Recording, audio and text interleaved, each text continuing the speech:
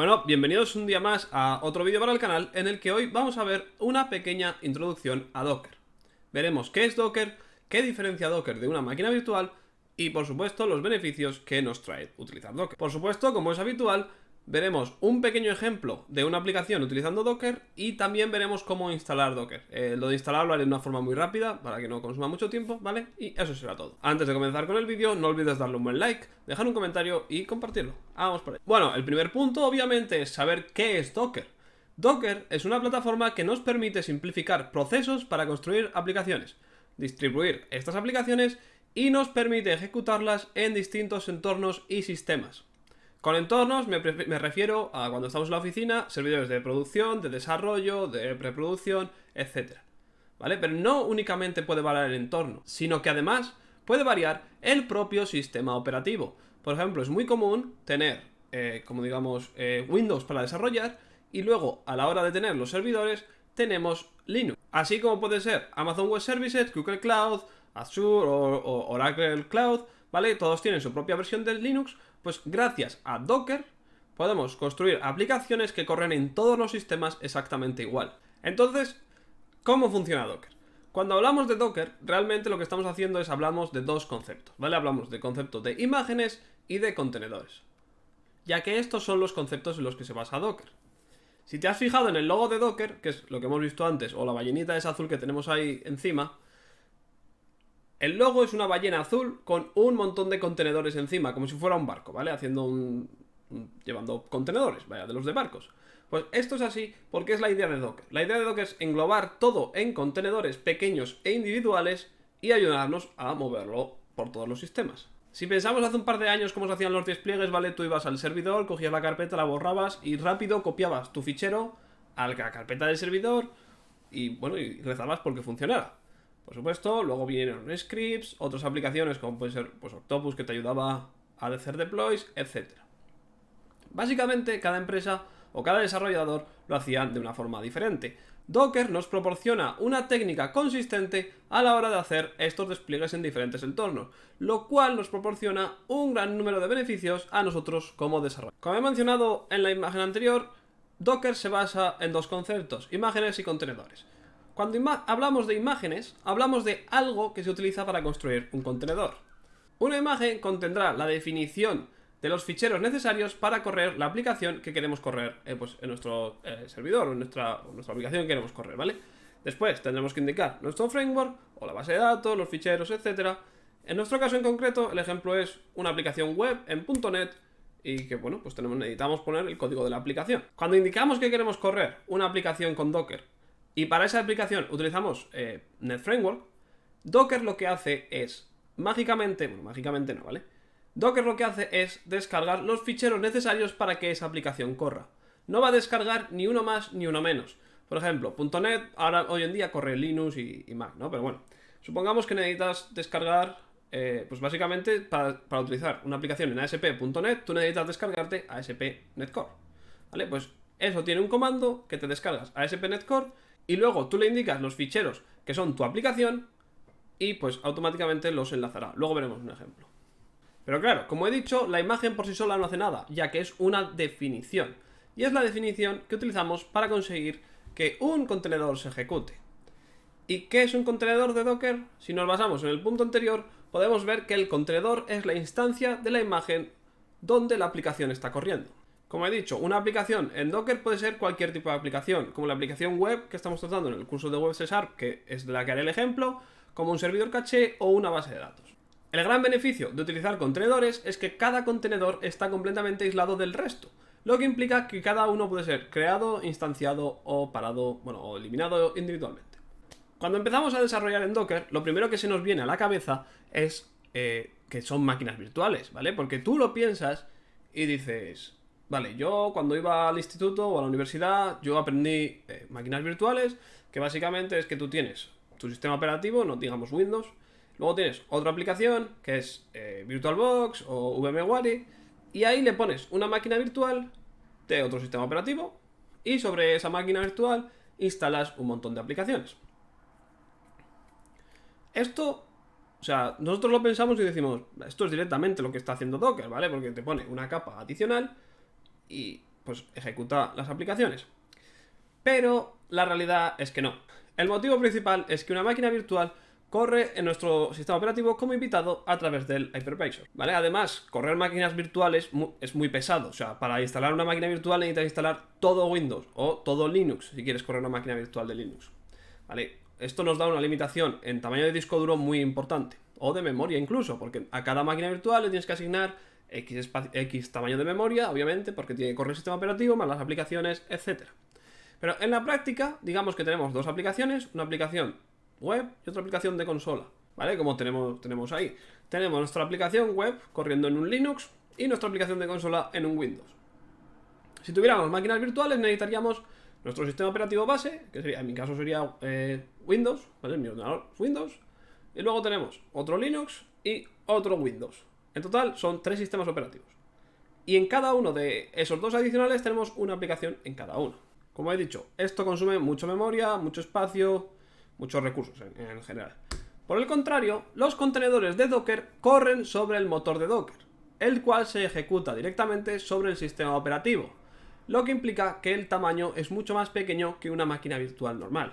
Cuando creamos un contenedor de Docker, este contenedor contendrá todos los ficheros del sistema que necesita la aplicación que va a ser ejecutada, para que ésta corra sin problemas, pero a su vez no contiene ninguno más. ¿Esto qué quiere decir? Esto quiere decir que si estamos corriendo una aplicación en .NET, no podemos correr una aplicación en PHP a la vez en el mismo Docker. Tenemos que crear. Y esto es debido a que los contenedores son individuales. Como vemos ahí, es lo mismo básicamente. Tenemos nuestro sistema operativo, el motor de Docker, los ficheros binarios y nuestra app. Y para la otra aplicación, lo mismo. Hemos visto que reducimos mucho el tamaño, por lo tanto reducimos los recursos que van a necesitar las aplicaciones. Más adelante, probablemente no en el siguiente, en 2 o 3 posts, veremos cómo hacer una base de datos, porque es como yo corro los tests de integración. Creas la base de datos en un Docker, corres todos los tests y tiras la base. Ahora vamos a ver un pequeñito ejemplo de cómo funciona Docker. Lo primero es que en la web he creado un endpoint que se llama, es un health controller y ejemplo Docker, ¿vale? Que nos devuelve true y nos escribe por consola Docker. Bien, ¿cómo se hace Docker? Bueno, pues para hacer Docker, de esto seguramente haga un vídeo específico, pero para hacer Docker necesitamos tener un fichero que se llame Dockerfile. Este fichero Dockerfile lo pondremos en la ruta de nuestro CXprog, ¿vale? Y esto es debido a que nos adentraremos en la carpeta bin para ejecutar, o bueno, para coger los datos, ¿vale? Si modificamos nuestro Dockerfile, vemos que tiene un from. Cuando indicamos el from, indicamos qué es lo que vamos a utilizar, ¿vale? Vamos a utilizar ASP, vamos a utilizar Java, vamos a utilizar .NET, vamos a utilizar PHP. Esa es la imagen que se va a descargar, ¿vale? Nuestra aplicación va a ser en ASP.NET 3.1, por lo tanto debemos indicar ASP.NET 3.1. Luego, indicamos un working directory, que es donde Docker, dentro del propio Docker, va a trabajar. Docker por sí mismo es un Linux. Luego veremos en la instalación el por qué es un Linux. Entonces, la ruta tiene que ser Linux y es home app. Le indicamos un comando que es copiar nuestra carpeta bin debug netcore app 1 3.1 y publish, ¿vale? Esto es comando copy. Y luego el punto de entrada, el cual es nuestra DLL. Porque indicamos la carpeta publish para los ficheros. Bueno, esto es debido a que cuando corremos Docker, lo que debemos hacer es... A ver, espero que se vea bien PowerShell. Cuando corremos Docker, o lo que queremos es hacer que corra la última versión, ¿no? Entonces hacemos un .NET build. Y de un .NET build haremos un .NET publish. Podemos hacerlo con build y podemos copiar los ficheros que hay en la propia build. Pero bueno, así es como un poco más... porque tú cuando haces un deploy en producción, tú haces un publish, ¿no? Pues es un poco más, menos lo mismo. Ya hacemos un .NET publish. Si lo he escrito bien, sí, lo he escrito bien. Veremos que nos publica todos los ficheros. Bueno, nos publica lo que viene siendo la web. Y entonces vamos aquí donde estamos, en bin, debug, netcore app 3.1 y la carpeta publish contiene todos los ficheros, ¿vale? Ahora ya hemos publicado o hemos corrido nuestra aplicación de .NET, están los DLLs, está lista para funcionar. Una vez tenemos nuestros DLLs que necesitamos, los tenemos en la carpeta publish, etcétera, lo que hacemos es, volvemos a PowerShell y volvemos a la ruta de nuestro csprog, que viene siendo la carpeta donde tenemos nuestro Dockerfile. El motivo es porque ahora vamos a ejecutar o vamos a coger esa imagen y convertirla en un contenedor. Para ello hacemos docker build -t y webapp. Le ponemos un nombre, ¿vale? Le ponemos de nombre webapp y le ponemos el punto para que busque el Dockerfile en la propia carpeta en la que estamos. Lo que hace es, como vemos, tiene pasos, ¿vale? Tiene un paso que es coger y descargar los ficheros SPE, luego indica el directorio de trabajo, copia los ficheros al directorio de trabajo y el entry point. Simplemente hace esto. Con eso hemos creado el contenedor, pero ahora tenemos que ejecutar el contenedor. Para ello hacemos un docker run -p 8080 y ponemos aquí el nombre que acabamos de indicar, webapp en nuestro caso. Y ejecutamos. Y vemos como esto, ¿vale? Esto que nos indica aquí, esto es la consola de nuestra aplicación. Entonces, si vamos a Postman e indicamos el http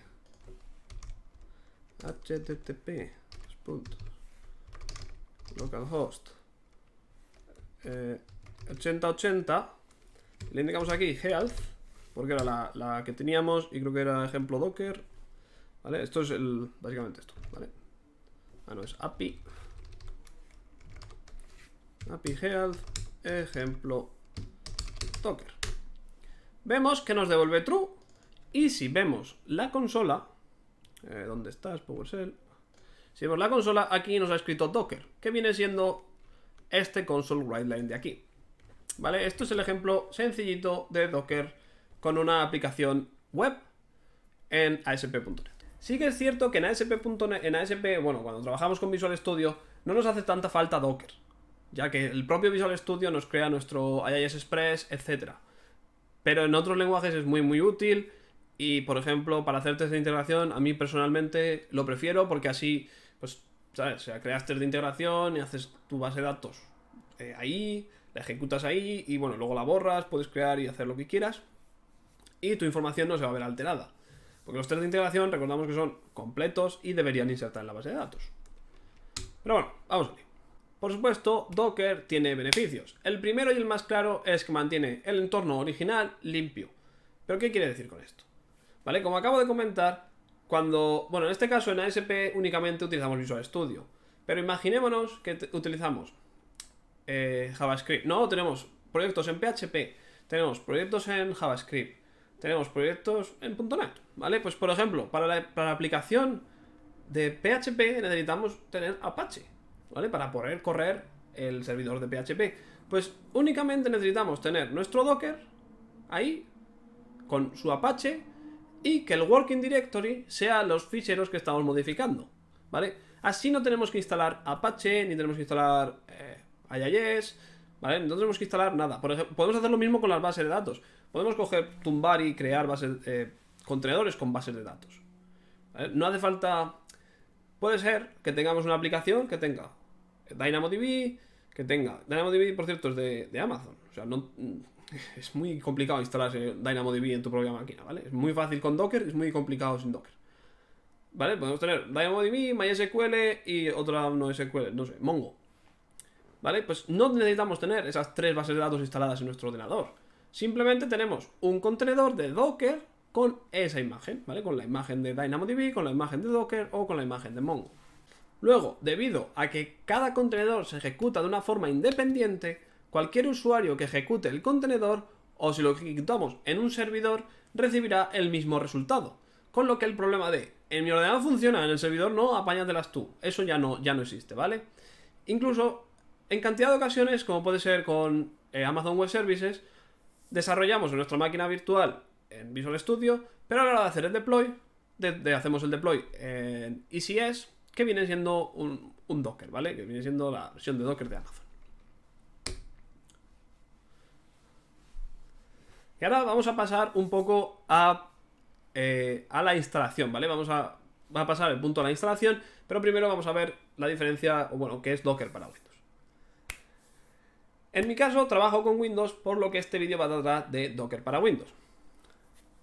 Y esto es debido a que Docker para Windows no es exactamente igual que Docker para Mac, Y no es lo mismo, por supuesto, que Docker para Linux, que para Linux viene siendo el nativo. En caso de que seas usuario de Linux o Mac, Docker pues tiene sus tutoriales de cómo instalarlo, ¿vale? Para Mac, o sea, para Mac es similar, pero para Linux lo puedes correr directamente, ¿vale? De forma nativa. Básicamente lo que hacemos es correr un pequeño servidor de Docker en nuestro Windows. Pero nuestro Windows no nos sirve un Windows cualquiera. Debe tener pues las siguientes características, que son Windows 10 de 64 bits y la versión Pro o Enterprise. Por cierto, una cosa es que si has instalado anteriormente Docker Toolbox o Docker Machine, pues puede dar fallos, así que yo ahí ya no me meto, ¿vale? Yo recomiendo desinstalarlo. Docker para Windows no está recomendado para su uso en producción. Para ello hay que irse a la versión de Linux. Esto no quiere decir que tú no puedas desarrollar en Docker en tu máquina Windows y hacer los deploys en producción en tu servidor Linux. Eso sí puedes. Lo que no es recomendable es tener un Windows 7 o bueno, un Windows 10 en producción, ¿vale? Eso no es lo recomendable. Docker también da soporte a Windows Server de forma nativa, con lo que si tienes Windows Server también funciona bien. Pero no tener un Windows 10, porque hay muchas empresas que por ahorrarse la licencia de los servers pagan Windows 10, o bueno, pagan Windows 10 y lo tienen ahí en producción, instalan el ISS a mano y fin, ¿vale? Esto no está recomendado en Docker, puede dar fallos. Simplemente Docker para Windows lo que hace es correr en Linux, ¿vale? Corre dentro de una máquina virtual Hyper-V, pero tenemos que tener claro que eso nos permite ejecutar comandos en Docker, en PowerShell y funcionan bien, ¿vale? Pero lo que hemos comentado antes, puede dar fallos porque hay como una capa intermedia, entonces no lo recomiendan. Y este es el motivo por el que necesitamos Windows Pro, porque para activar Hyper-V necesitamos tener... Hay formas de evitar tener que instalar Hyper-V o tener Windows Pro, pero yo las probé en su día, porque yo no tenía Windows Pro. Bueno, si habéis visto el vídeo del análisis del ordenador este viene con Windows Home. Entonces lo primero que hice fue intentar hacer un bypass, ¿no? del Windows Pro.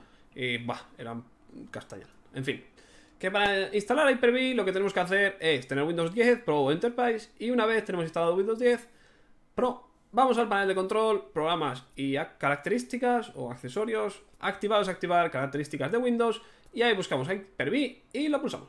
Lo pulsamos y nos instalará Hyper-V. Algunas veces esto no es suficiente y cuando reiniciamos el PC nos dice que no puede ejecutar Docker. Uno de los fallos más comunes es porque debemos habilitar en la BIOS la funcionalidad de Hardware Virtualization Machine, que viene, si es Intel será Intel VT o VTX, y si es AMD será AMD-V, ¿vale?